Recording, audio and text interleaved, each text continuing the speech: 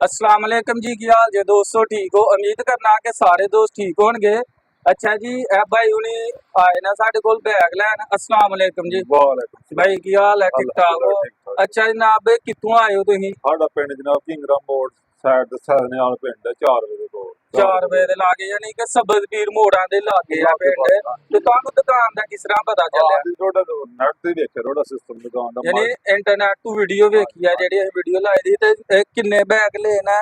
माशाल्लाह 8 बैग ले ए भाई उन्होंने माशाल्लाह जी 8 बैग लेना है। ऐसी जेड़ी वीडियो लाई ही ना कि मुनासिब रेटां दे बैग देंगे। ते भाई किन्ने दा तुहानू बैग मिलिया? किन्ने दा दी लाई दी बढ़ोने दे मिले यानी कि एक बैग असीं दस्सिया ही कि जेड़ा एक बैग लेगा ओनू असीं 800 रुपए दा देंगे है बैग। ते अगर बंदा 2 बैग लैंदा या ज्यादा बैग लैंदा ते ओनू असीं 750 रुपए दा बैग देंगे। ए 750 रुपए दा बैग है भाई, उन्हां नू देंगे।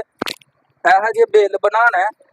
ਇਹ 4 बैग भाई उन्होंने ए लेना ते 4 बैग माशाल्लाह ए बैग लेना साडे कोलों। ए जेड़े ने ए 5 बैग लेना, 4 एप्पल वाले लेना।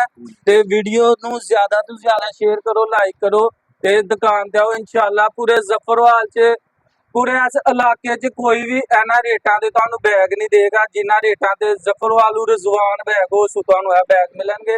साडी दुकान दा एड्रैस लिख लो, चौधरी विकास मार्केट नज़द परवेज हॉस्पिटल। मोबाइल नंबर लिखो साडा 0300 61 95 422। अगर कोई भी दोस्त बैग खरीदना चाहता है तो जफरवाल रिजवान बैग हाउस ते आओ तो इंशाल्लाह मुनासिब रेटां दे तुहानू स्कूल बैग मिलणगे। कैमरा मार के एक बारी बैगां दी वैरायटी दिखा दो। और मैं दसना ठीक है सर।